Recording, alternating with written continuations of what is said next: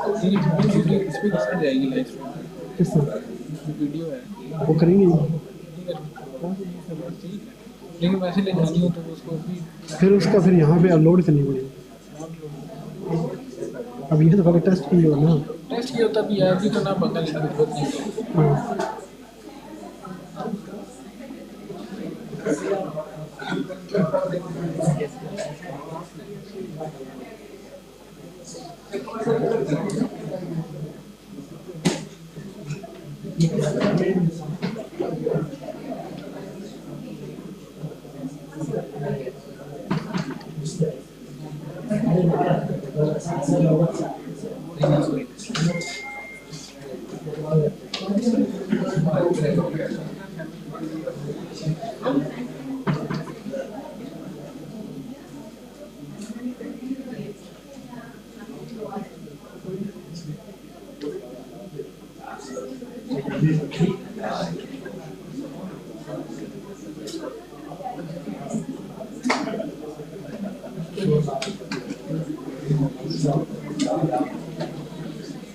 या इसका ध्यान रखे ना। ठीक है सर जी। सिस्टम देनी हुई ना, नस के दे दी। मैं तो वीडियो चलाऊंगा या नहीं, मैं अपना कह रहा हूँ। हाँ अच्छा अच्छा, 3 वीडियो चलवा रहे हैं आज से। हैं? वीडियो भी चलवा रहे हैं।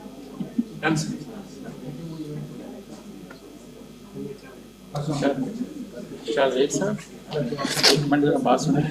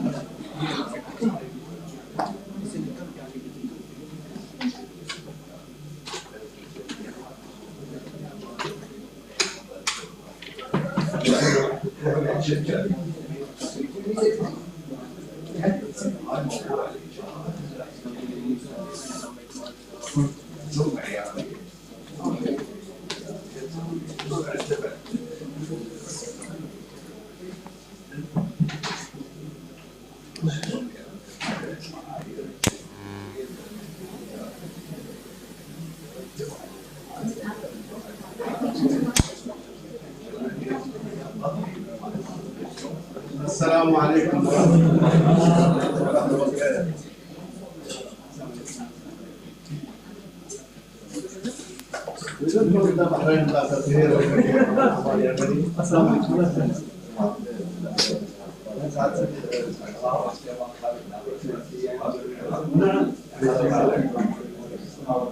هذا والله السلام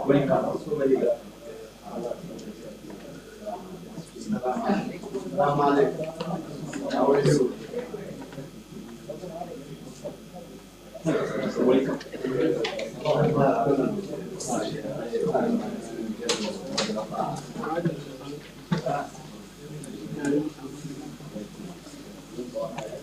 Videos.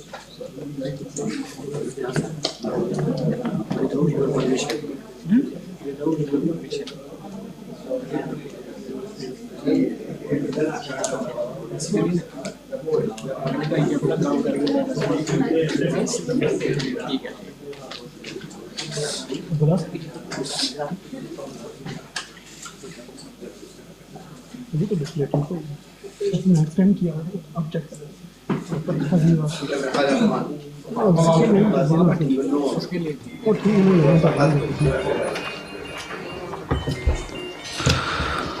Ladies and gentlemen, Assalamu alaikum. On behalf of Islamabad Policy Research Institute, I am Muhammad Fazan Fakhr. Welcome you all to our distinguished lecture series on the subject of Saudi Arabia and Pakistan and enduring partnership. We will begin our proceedings with the recitation of a few verses from the Holy Quran. I request you all to please remain silent and switch off your mobile phones. Thank you. أعوذ بالله من الشيطان الرجيم بسم الله الرحمن الرحيم هو الذي جعل الشمس ضياء والقمر نورا وقدره منازل لتعلموا عدد السنين والحساب ما خلق الله ذلك إلا بالحق يفصل الآيات لقوم يعلمون إن في اختلاف الليل والنهار وما خلق الله في السماوات والأرض لآيات لقوم يتقون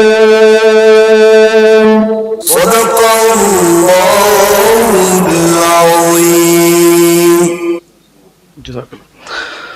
We are honored to have His Excellency Dr. Awadh Asseri as the distinguished guest speaker today. Dr. Ali Asseri is an experienced diplomat and academic with a PhD in economics from Beirut Arab University and Masters in International Relations from Princeton University. He has served as an ambassador to Pakistan prior to 9/11. He has also led the Saudi relief efforts in Pakistan in the wake of 2005 earthquake. He has also served as ambassador to Lebanon from 2009 to 2017. He regularly gives lectures and appears in different media outlets. He also writes on matters of international politics and foreign policy and has received numerous awards and medals for his work. He is currently serving as a board member of Rasana. The official proceedings will begin with welcome remarks by our President IPRI, Ambassador Dr. Raza Muhammad. Ambassador Dr. Raza Muhammad has had an illustrious career in Pakistan Army, followed by his services as Pakistan's ambassador to Mauritius, Seychelles, and Madagascar. He also holds a PhD in International Relations from National Defense University. I will now request President IPRI, Ambassador Dr. Raza Muhammad, to please come up and give his welcome address. Thank you so much.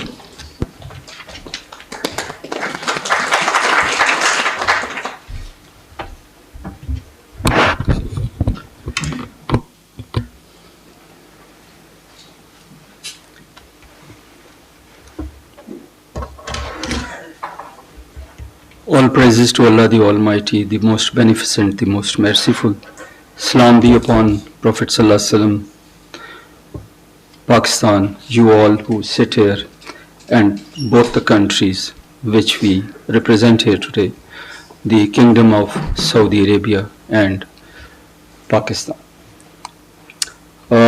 Ladies and gentlemen, it's a great honor for me to welcome Dr. Asseri here. Dr. Ali Asseri is one of the most popular ambassadors in Pakistan. He is well known for his friendship with Pakistan, his efforts during the earthquake time, and all the memories are still vivid on the screen of our minds. I also take this opportunity to welcome the excellencies who have taken time to come here and join us today. Thank you so much. We are very grateful to you and we are very honored by your presence.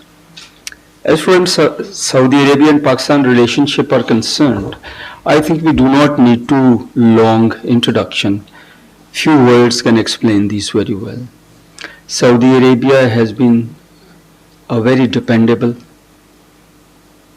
time-tested, trusted, and a friend in need.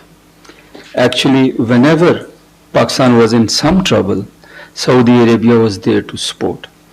Whether it was giving oil on the deferred payments, whether it was in the United Nations supporting us at various places, on the Kashmir cause, on various resolutions against Pakistan, doing backdoor diplomacy for Pakistan to ease out the tensions between us and our neighbors, and also the tensions between Pakistan and the superpowers.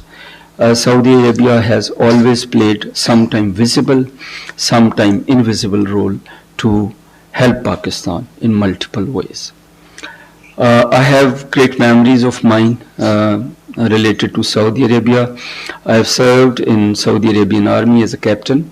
I was posted at Tabuk in the Armor Brigade as a captain. It was Excellency 1985 to 1987, long time back. So I carry those memories. I wore Saudi uniform at that time. So it's a great affinity which I carry along. As far as Saudi Arabia, people of Saudi Arabia and Pakistanis are concerned, Pakistan has special respect for Saudi Arabia. It is because of the ideological linkages. It is a blessed land. It's a land which has been blessed by the Allah Almighty from the prophets Ibrahim's time, and it has been blessed with multiple things. And today, Saudi Arabia is evolving into a much open society, much liberal society from various points of views, and especially from the religious points of views. And a conscious effort is being taken or done to bring moderation in thinking and behavior of the people of the country, and accommodation for other people, other religion, and other societies, other cultures, other civilizations. Presently, Pakistan has about 2 million people still working in Saudi Arabia. They are working at different places. There are doctors, there are nurses, there are engineers, there are entrepreneurs, the businessmen, and also semi-skilled and skilled labor, which is working in Saudi Arabia. And it's been a long time that Pakistani diaspora plays a part in the development of the Saudi Arabia.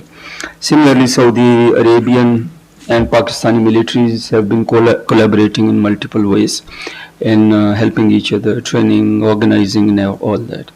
But more importantly, as Ambassador will talk about it, that our relations have to expand and go beyond the relationship revolving around only the security. It has to be people-to-people economy and non-traditional security area in which the climate also comes, health, education. And last but not the least, I have come to know from few responsible people that Saudi Arabia is planning to invest, I think, some $70 to $100 billion in Pakistan in various areas. I'll not go into detail.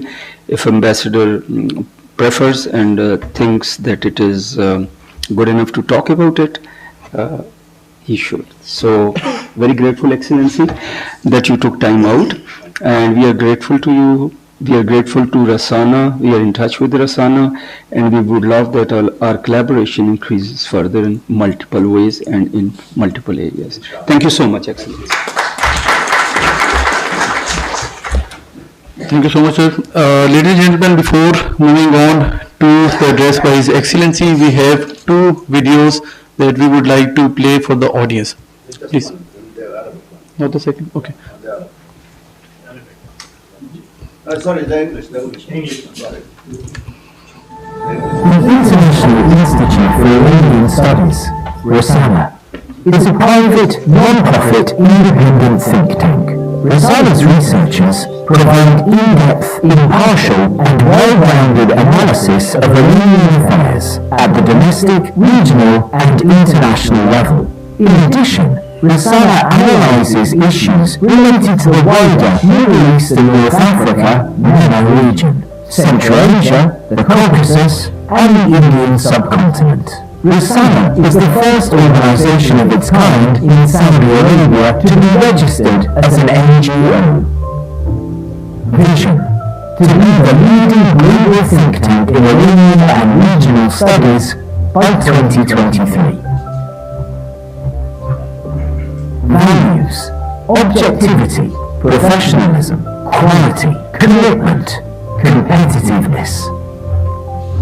Strategic objectives: to provide incisive analysis and commentary on Iranian affairs, as well as the MENA region, Central Asia, the Caucasus, and the Indian subcontinent.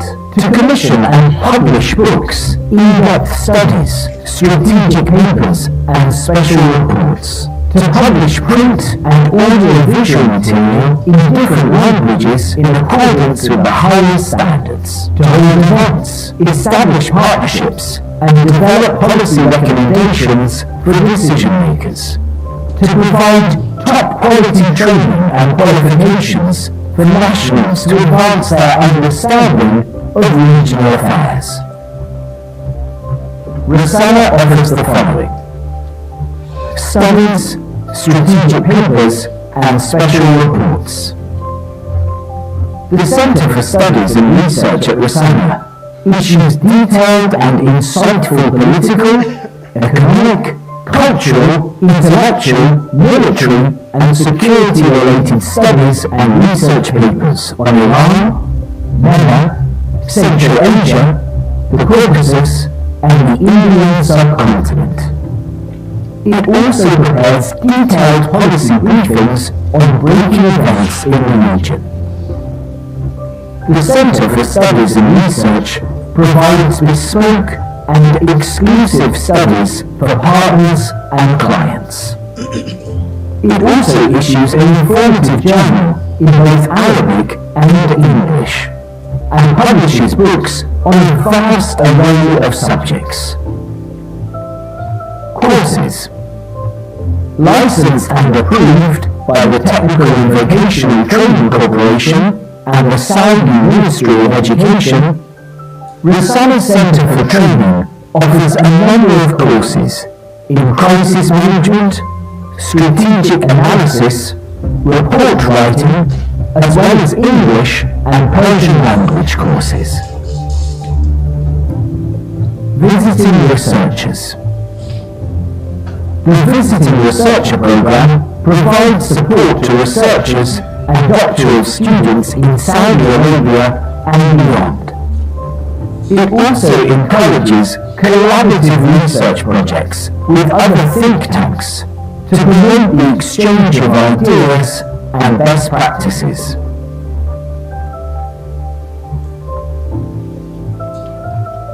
Gathering and analysing information. Risala's researchers collate the latest information and reports published on Iran and the wider Middle East and North Africa, as well as Central Asia, the Caucasus, and the nations of the Indian subcontinent. The Institute's team analyses the latest international data and reports published in different languages. Moreover, Risala's extensive database and information networks allow its researchers to access a vast range of websites, journals, and global digital libraries to assist in their research and analysis. Events. Risala holds monthly seminars and workshops on a wide range of issues, bringing together experts and prominent figures to foster open dialogue and the exchange of ideas. The Institute welcomes researchers, academics, students, and others with an interest in the issues discussed. Risala regularly holds lectures, seminars, and conferences, both at the domestic and regional level. Risala also organizes private forums and other events, providing concerned stakeholders with unique access to expert insights. consultancy services. As part of its remit to guide policy, Risala provides consultancy services and policy papers for decision makers on a diverse range of political, economic, intellectual, social, military and security issues. Risala also offers consultancy services for private sector organizations with regard to economic and development feasibility studies related to the Institute's areas of focus. Publications, books, in-depth studies, position papers, strategic reports, articles, a peer-reviewed journal. Accomplishments. Since its establishment, Risala has emerged as a leading think tank, as reflected in global and regional rankings. Risala has participated in several international seminars and conferences. Risala has concluded partnership agreements with multiple think tanks and universities in the MENA region, Asia, Europe, and the United States.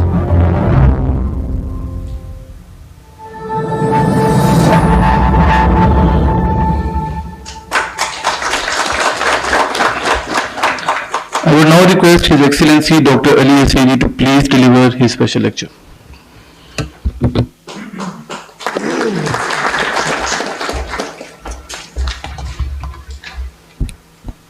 Bismillah ar-Rahman ar-Rahim. Just bear that I will finish about 3 o'clock inshallah. So Jum'ah prayer will be here, huh? So you can lead the Jum'ah prayer. And His Excellency the Ambassador of Bahrain will lead the prayers inshallah. He's our Imam today, you see. Bismillah ar-Rahman ar-Rahim. والصلاة والسلام على سيدنا محمد وعلى آله وصحبه وسلم. Let me start by thanking His Excellency Ambassador Reza Mahmoud and his colleagues at IPRI for giving me this opportunity to share my thoughts on the enduring partnership between the two countries, two nations. As we all know, the Kingdom of Saudi Arabia and the Islamic Republic of Pakistan have unique, profound, and durable relationships in the political, security, economic, and cultural spheres of bilateral cooperation. Both nations also have shared concerns and interests on regional and global issues of peace and security. The historic partnership has taken strategic shift in the recent past, which is manifested particularly in close collaboration in security and economic spheres.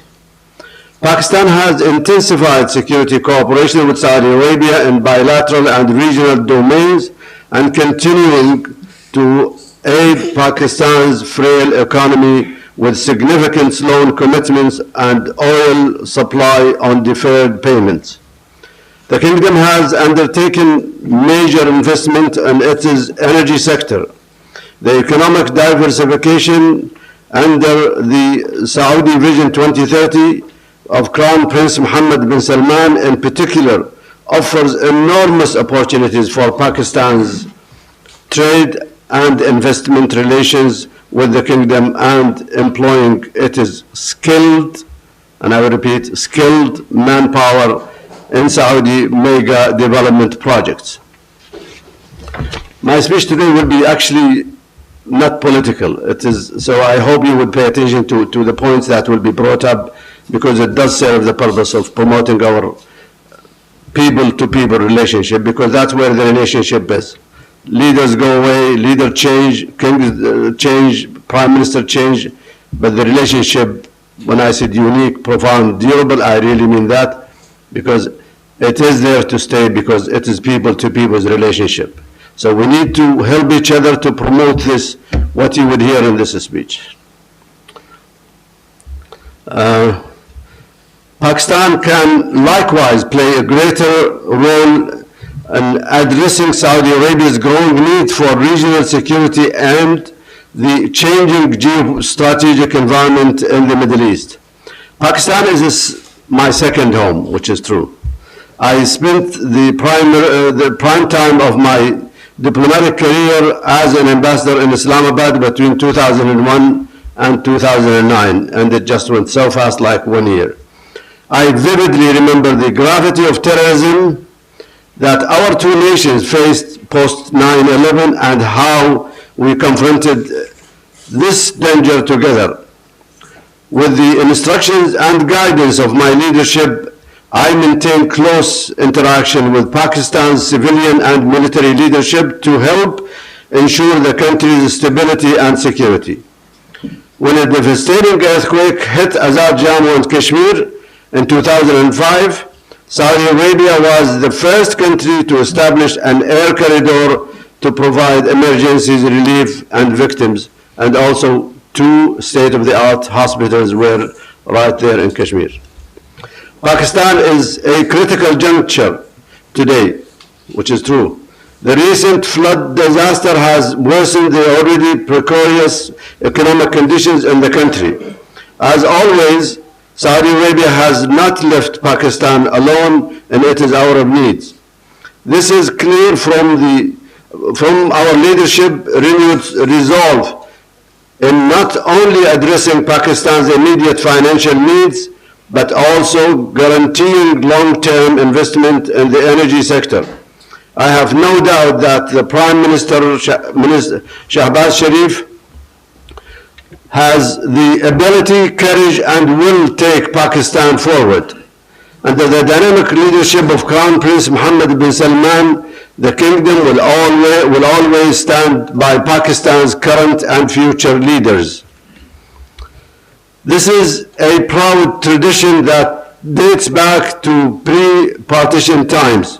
In 1943, King Abdul Aziz sent his son Saud to the Sindh when they had floods. So even the relationship goes, it's not today, it's not yesterday, it's not with all the leadership. It was people to people before even the countries existed as a united country.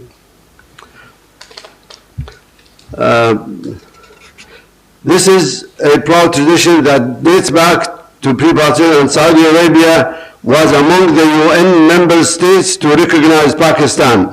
Both nations concluded a treaty of friendship in 1951 and a defense protocol in 1969.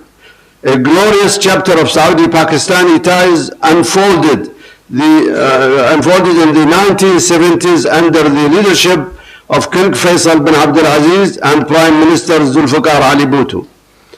Its highlight was the 1974 Lahore Islamic Summit of the Organization of Islamic Cooperation.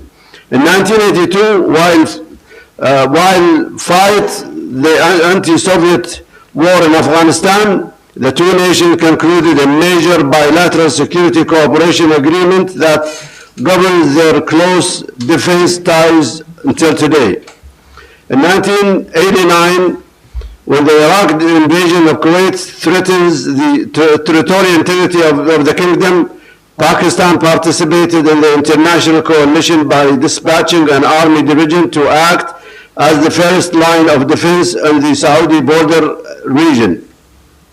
A decade later, as Pakistan came under heavy Western sanctions after its 1999 nuclear test, the kingdom met the bulk of its oil needs for a year and deferred payment, most of which was later converted into grants. This justifies what His Excellency had said.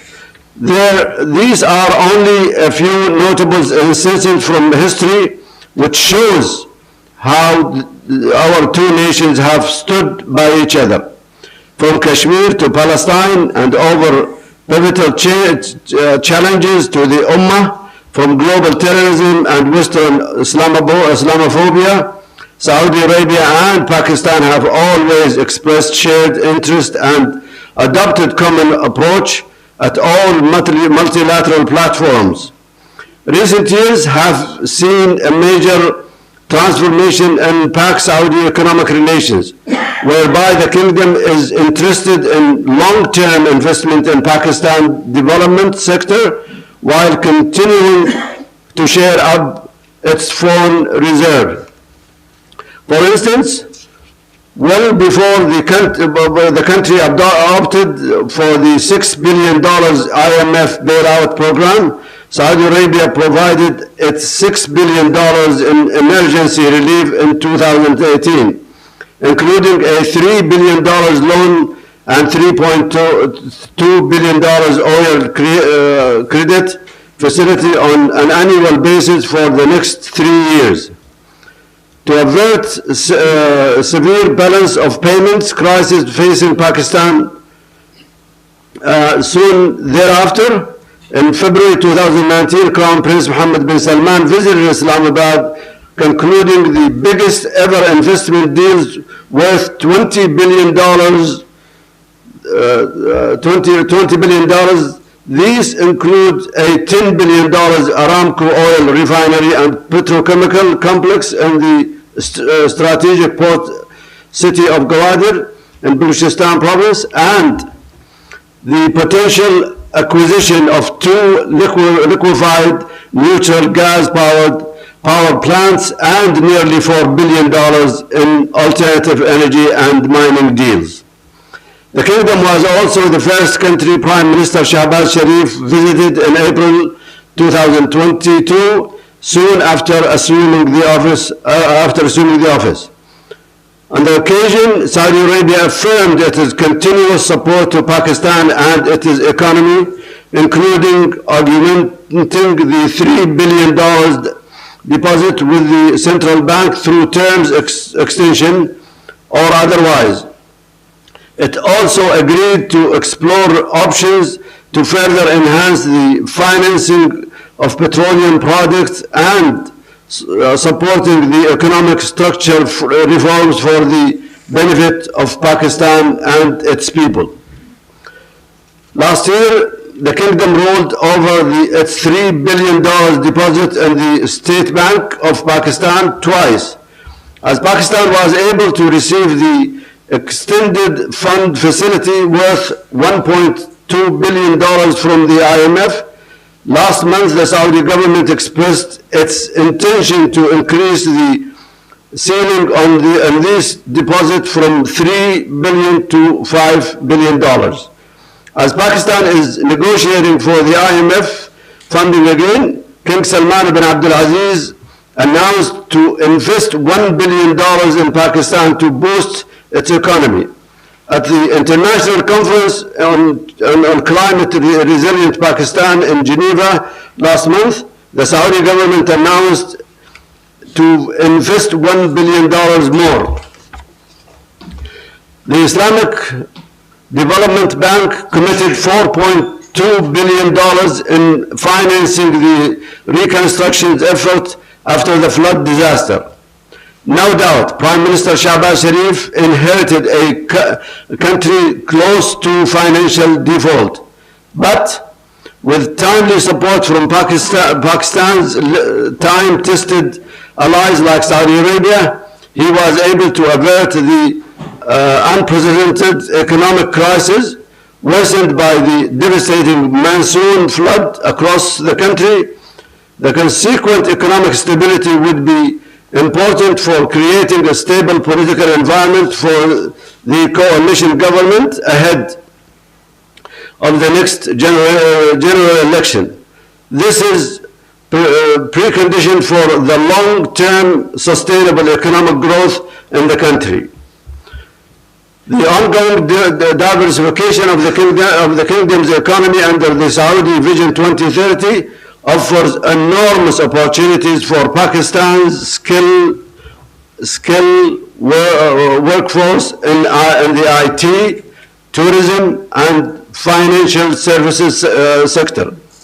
Saudi Arabia is home to more than 2 million Pakistani workers and is Pakistan's single largest remittance source, around $5 billion annually.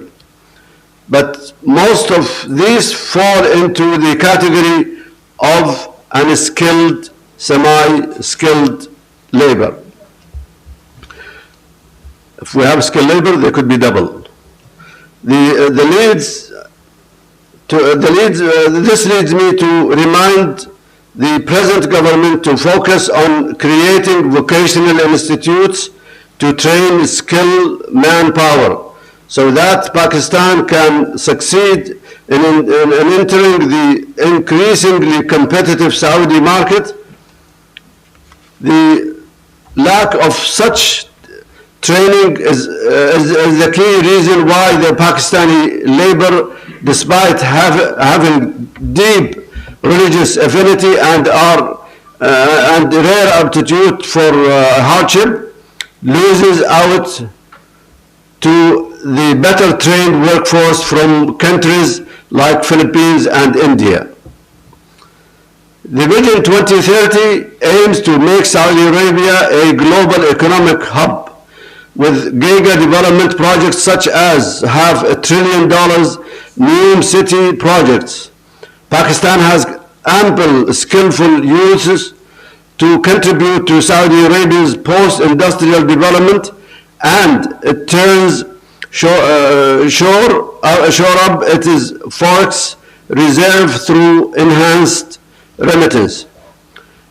The first step in this respect has already been taken through bilateral agreement on the recruitment and skill verifications of Pakistani, which will streamline the process of exporting skilled and certified workers for diverse provisions in the kingdom, while also safeguarding their rights. Pakistan's National Vocational and Technical Training Commission and Takamul, a subsidiary of the Saudi government, will jointly manage these tasks under the Kingdom's Skill Verification Program. This will enable the prospective Pakistani workforce to compete with other expatriate candidates for successful recruitment in the Saudi development sector. Investment and trade are two other important spheres. Economic cooperation, where the Chamber of Commerces, they are sleeping, they are not working together. Chamber of Commerces and industries of the two countries are required to gear up their efforts with the help of the relevant government ministries. If they don't move the ministries, then I don't think we'll see anything. Last month, the Saudi government expressed its intention to increase investment in Pakistan's economy to $10 billion. There is a lot of scope for investment by private Saudi companies in energy. If the people with the money they come, they can really do a lot for the country here, and they can also make money. There is a lot of a scope for investment by private Saudi companies in the energy, mining, and other sector of the Pakistani economy.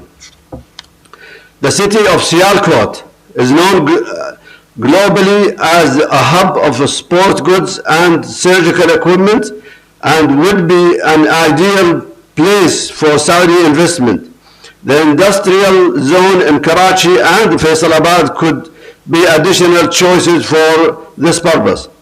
The already agreed refinery and petrochemical projects align Saudi public sector investment with China-Pakistan economic corridor. I see a great synergy between Vision 2030 and CPAC, as Awadh can act as a hub between Central Asia and Arabian Gulf. The planned development of several special economic zones along CPAC can also attract Saudi private investment. Therefore, the representative of the Chamber of Commerce and Industry in both countries need to communicate and interact more frequently. The Pakistani government also needs to create a conducive environment for private. That's really why people are reluctant to come to Pakistan. The The Pakistani government also needs to create conducive environment for private Saudi investment by undertaking the necessary legal reforms to protect the right for foreign investors and ensure the smooth return of their investment. There is a lot, tremendous scope for Pakistan's leading business families to invest in the real estate, tourism, and service sector in Saudi Arabia. The past couple of decades, Pakistan has made tremendous progress in urban development. The time has come to extend its scope abroad, for which Saudi Arabia offers the most hospitable and secure environment. Unfortunately, Saudi Arabia and Pakistan have extremely low levels of bilateral trade, despite being so close politically and culturally, currently estimated to be merely $3 billion annually. I mean, the remittance is more than the trade. Bilateral trade must expand by fast track the negotiating process to sign a free trade agreement. Take on the free trade agreement began in talk, and the free trade agreement began in 2018. Thereafter, representatives from the two respective Chamber of Commerce and Industries have exchanged visits. There is an urgent need for official sponsorship, which is very important, of the interaction between the traders and businessmen to identify additional areas where each side has a comparative advantage and to explore complementaries in the tradable products. Pakistan government needs to establish a work group of economic experts and private sector leaders to identify the specific industrial sector such as textile, sports, leather goods, and surgical equipment for the Saudi public and private investment. Why should these products with value addition in the development countries of Europe or elsewhere reach the Saudi market? What happens today is we are buying Euro equipment from Germany. Surgical equipment made in Sialkot are exported to Germany, and we buy it maybe double or triple price. So this needs to be addressed also. When Pakistan businesses can earn more profit by exporting them directly to the kingdom, the same group of economic experts and corporate leaders must reach out to their Saudi counterparts to garner their interest by holding expos, very important, in major cities in the Kingdom of Saudi Arabia. At a time when the Kingdom's Public Investment Fund, one of the largest sovereign wealth funds in the world, is diversifying its global investment portfolio, Pakistan must take steps to benefit from this great opportunity. It must revisit the previous approach of sending only labor forces to the kingdom for the sake of increasing remittances.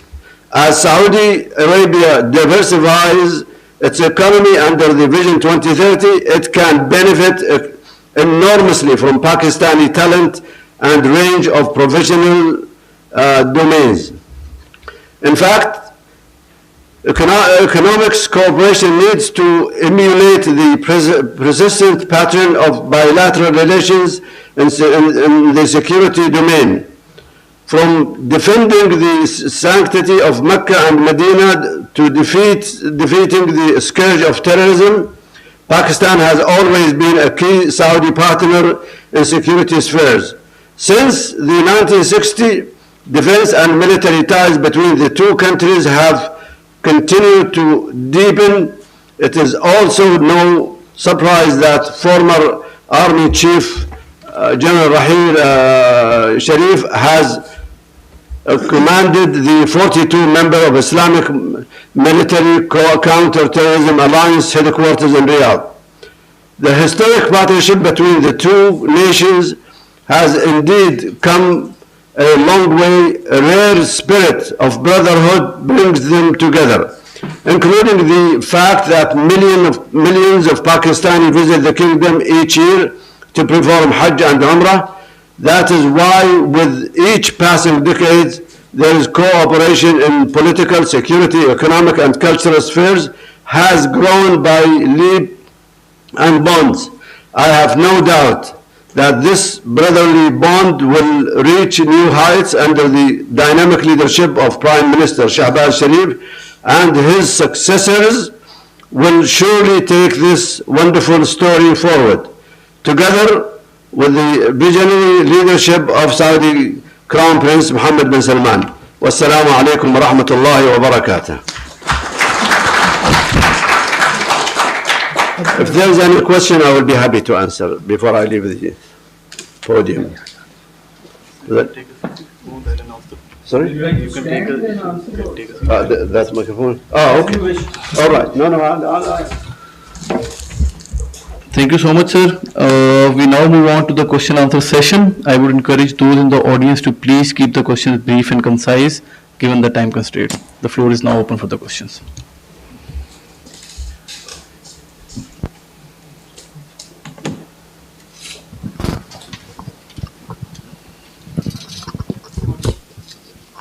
Thank you very much. Excellency, thank you for your very comprehensive address. It covers almost all the aspects of our wonderful relationship. My question is only with reference to the current shift that is taking place in Saudi Arabia itself. As you know that, this relationship is, and you have highlighted this fact as well, this people to people, which is why it is not beholden to changes in government or leadership. And obviously, given the centrality of Saudi Arabia in the world of Islam, it was in the past, it is now, it is going to remain, it is something infinite as far as the Muslims of the world are concerned. So whenever, whichever trend Saudi Arabia, especially the state and society has followed before, it is rightfully emulated in Pakistan, because we are a very emotional society and emotionally linked to Arabia as well, particularly the kingdom. So the current transformation from Saudi standards appears to be very revolutionary, and especially in terms of how Islam relates to society. So I would like to know your views as to how this transformation in religion's relationship to the society can be a lesson for Pakistan, and how it can really equally have a moderating influence in Pakistan. Thank you so much. Sure. Thank you very much. A very important question. I think let's all admit, we are all Muslims, that Islam has been hijacked for the last 30 years. And that's why, and unfortunately, all those extremist terrorists have spoiled the image of Islam. When you are a Muslim and you are in Europe or in a plane or whatever, always you are double checked, because unfortunately this is what those ignorant, jahalat, whatever you call them in Urdu, have taken Islam for a ride. If we look at Saudi Arabia today, we have realized that unfortunately we have been quiet about this. The current leadership has taken a very firm shift to moderate, to explain the real, genuine message of Islam, not the message that has been interpreted to other many, wrong, interpretation. Today we are witnessing the true message of Islam, moderate ulama.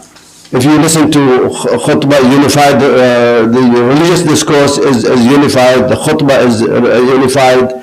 You don't see those religious fanatics everywhere. You don't see them in the market. You don't see them saying, put your hijab, put your this, but if you come to Saudi Arabia today, you will not believe how moderation is. What we need to do is copy this moderation, and this would have to be up to the government and to the Ministry of Religious to coordinate with the their counterpart in Saudi Arabia. If Imam Haram comes here and explains the true story, I think Pakistani will listen to him. If the media picks up that, we can spread that moderate message of Islam, true message of Islam. So let's realize the last 30 years, our deen has been hijacked. And we should not continue to look at that part of history because it is very disappointing and it has made so much damage to Islam. So today, Saudi Arabia is modernized. The religious discourse, the curriculum at schools has been addressed firmly.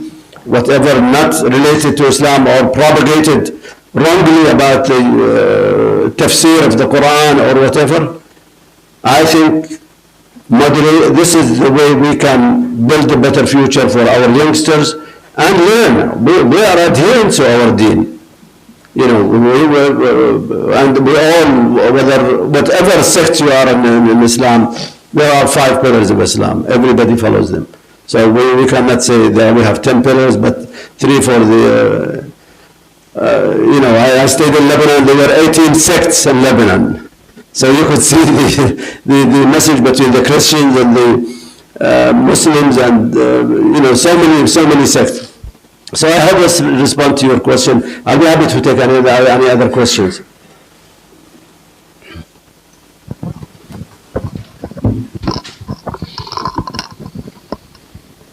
Assalamu alaikum. I would like to ask a question. EU-Israel deal, and what will be the implications for Saudi Arabia and rest of Middle East? Again, the question, sorry.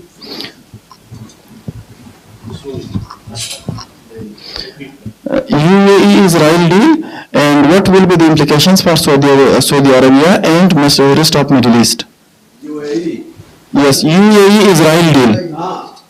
Well, let me tell you, first of all, UAE is a sovereign country and they have the right to take their decision. Bahrain did the same thing. And Saudi Arabia said, we will, but conditional. We have a peace initiative 2002 that gives the Palestinians their rights. If you honor that, if you agree to that, then we can think about a relationship with Israel. But so that's the condition of Saudi Arabia. No reflection in Saudi Arabia of neighboring countries to have a relationship with it. It's their prerogative. They can't have a relationship with any country in the world. They are an independent country. They are brothers in the GCC. We have a GCC council, but it doesn't mean we dominate their politics or their affairs. Saudi Arabia said there is a condition. The peace initiative was submitted in 2002 in Beirut and was endorsed by the Arab League. If Israel accepts it, ahlan wa sahlan, we welcome that. If you don't, sorry. Thank you. Yeah. Your Excellency, you have extensively talked about relations between Saudi Arabia and Pakistan. My question is that did the war in Yemen create any kind of discord between both the countries? Was there any misunderstanding?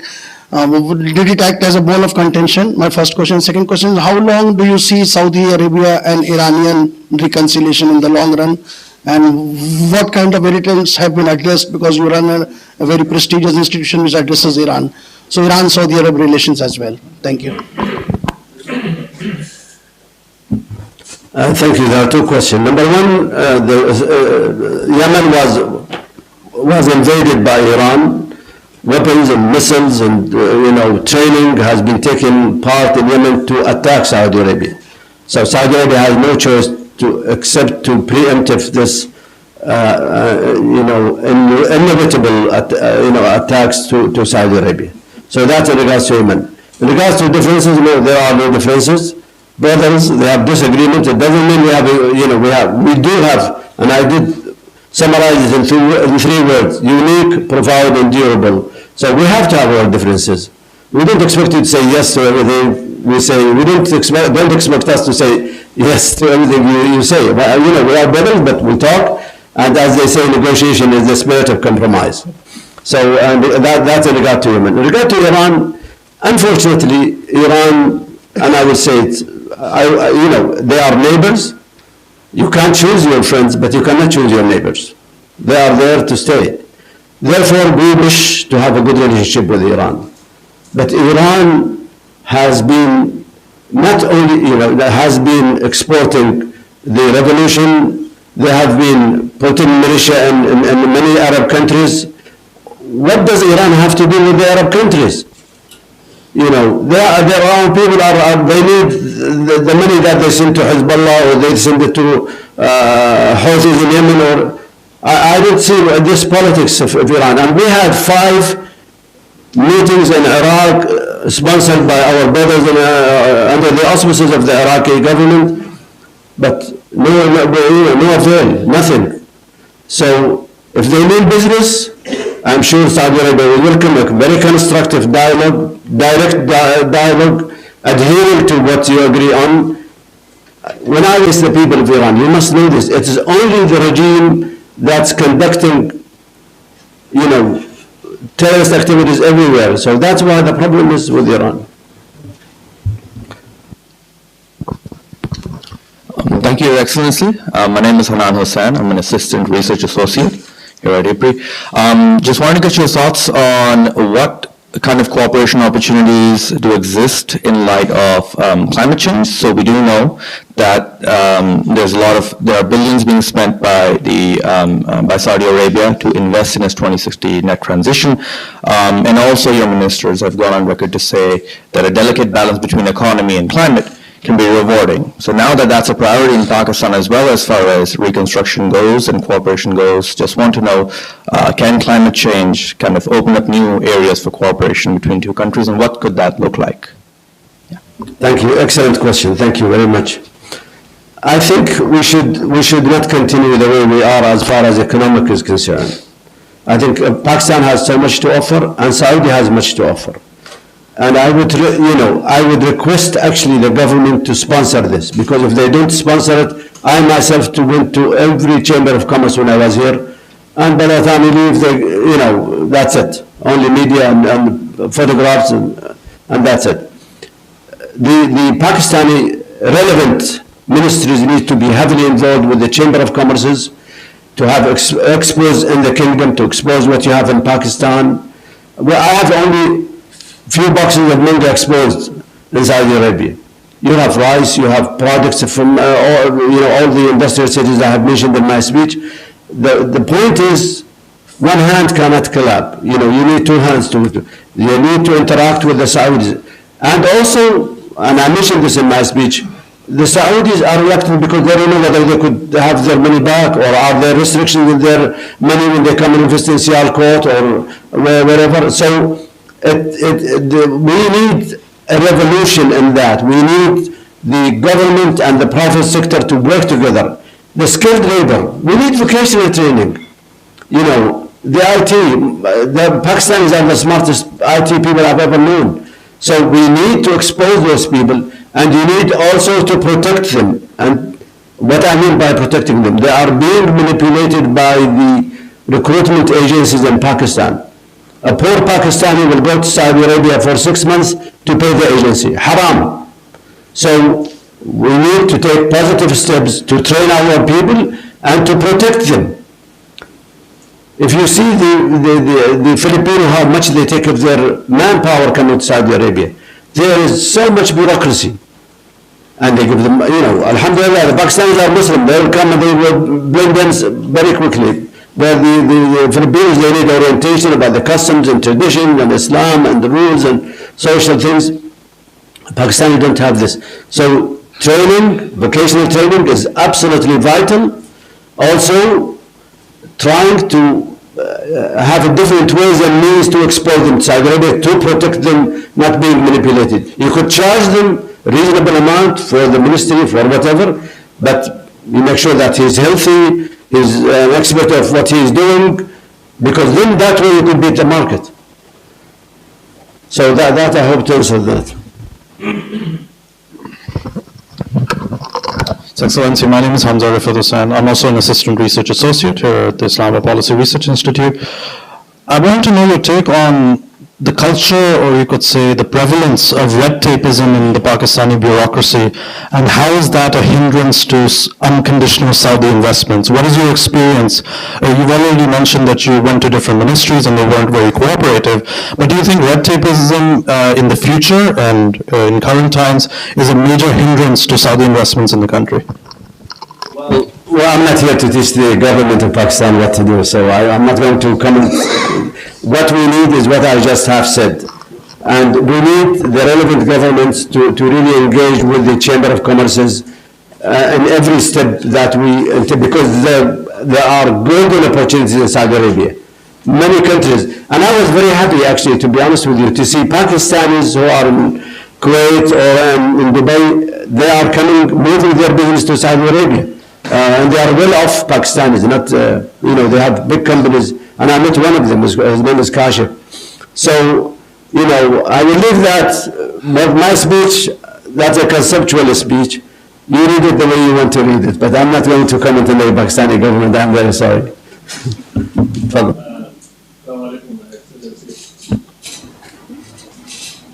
Am I audible?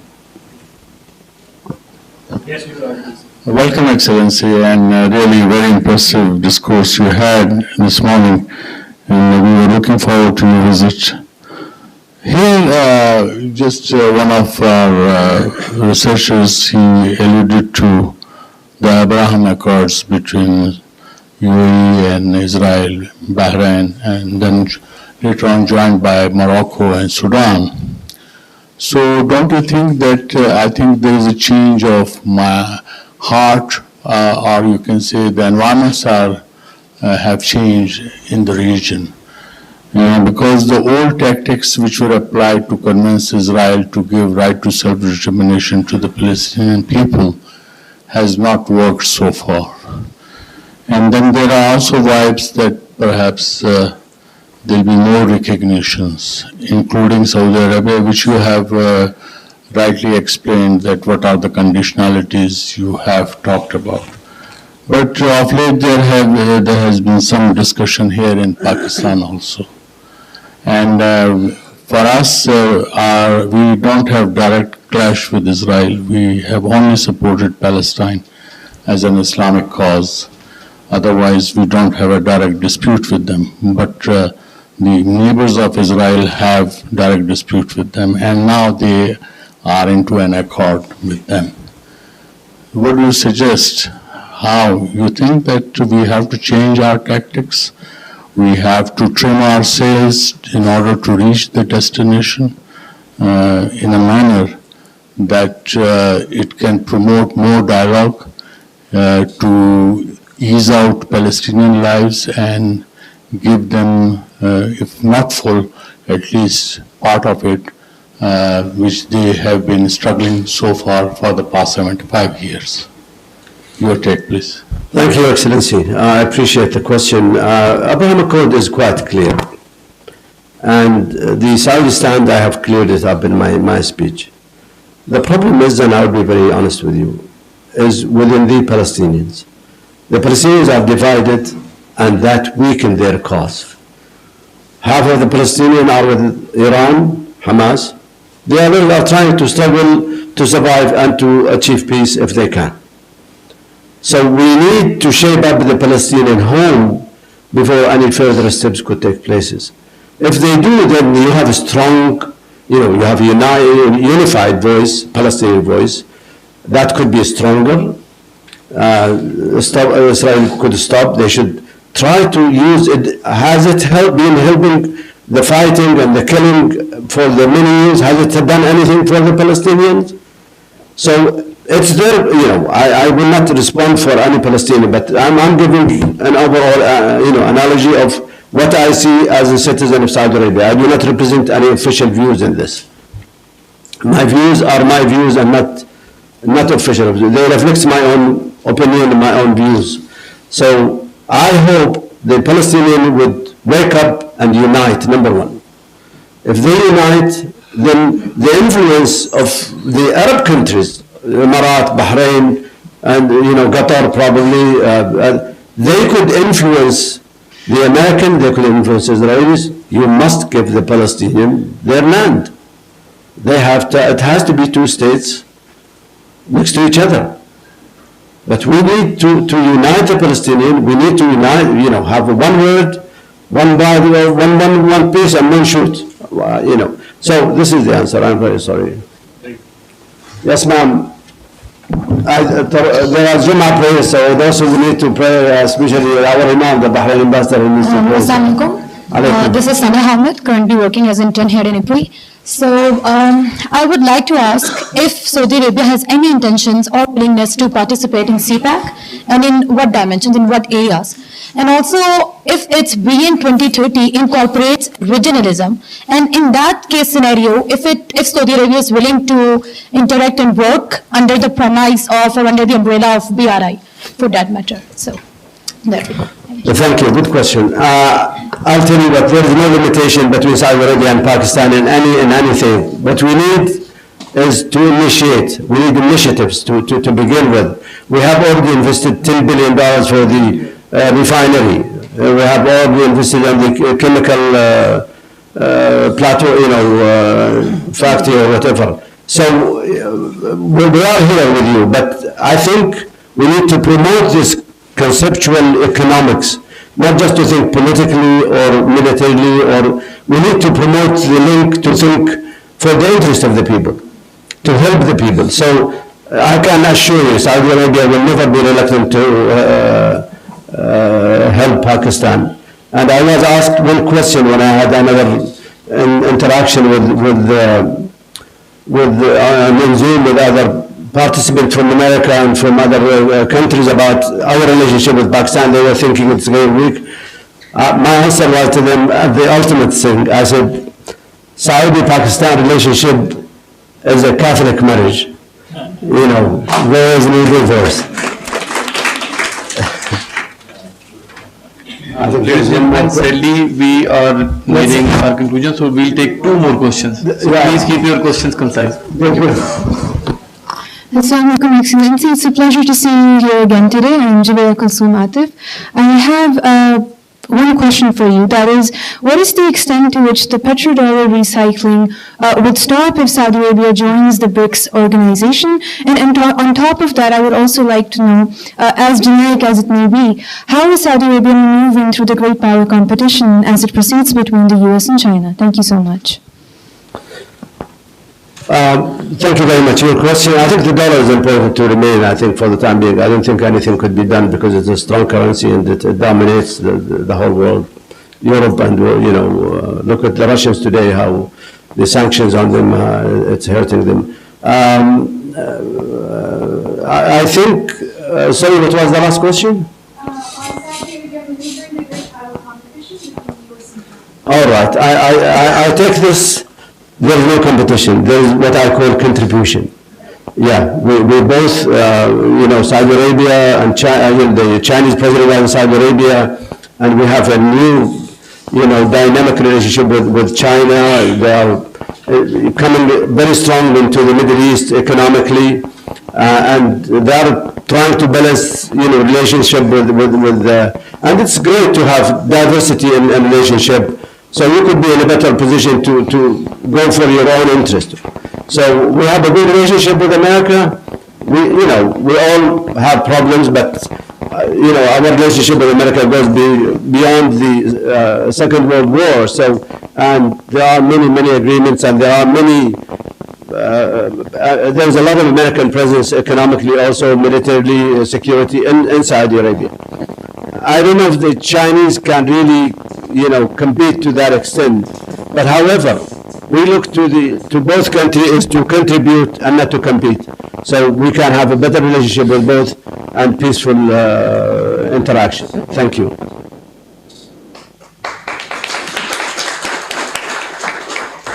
So with that, we'll take our last question with your permission, sir. The last question for today. Okay, so I think we don't have any more questions. Thank you so much, Your Excellency.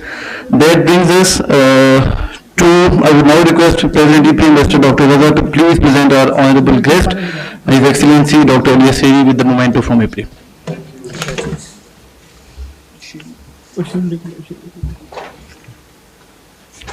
Excellency, there are two cities in the world which have a common name. Medina to Tayyiba in Pakistan. Oh, thank you. Everything we take check.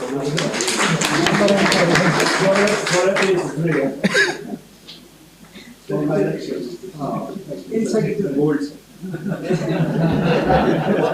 وثاني بلد لن تصوب وراء دار جوش.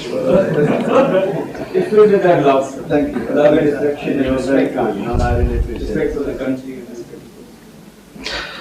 Ladies and gentlemen, dear participants, audience members, Your Excellency, thank you so much for your time, for being here, for taking out the time for such an event. I would now request all the participants to please join us in the next room for live refreshments. Thank you so much and Allah Hafiz. Thank you very much for that